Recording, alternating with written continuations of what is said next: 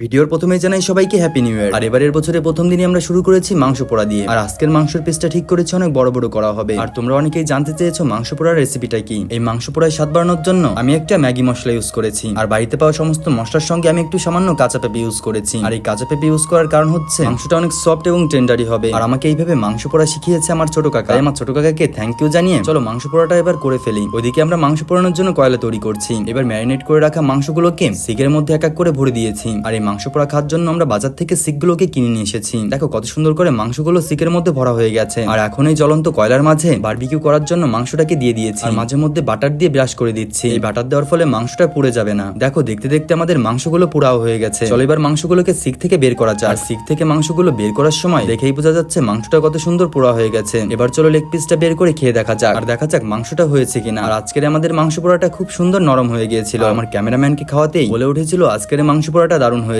আর তোমরা কে কে মাংস পোড়া খেতে পছন্দ করো অবশ্যই আমাকে কমেন্ট করে জানাবে। ভিডিওটা ভালো লেগে থাকলে অবশ্যই চ্যানেলটাকে সাবস্ক্রাইব করে যাবে। তোমাদের গত বছরটা কেমন কেটেছে অবশ্যই কমেন্ট করে জানাবে। আর এই আলু পোড়া খেতে খেতে আবারও জানাই সবাইকে হ্যাপি নিউ ইয়ার। আর এটা প্রার্থনা করি এবছরের সবাই যেন তাদের লক্ষ্যে পৌঁছাতে পারে।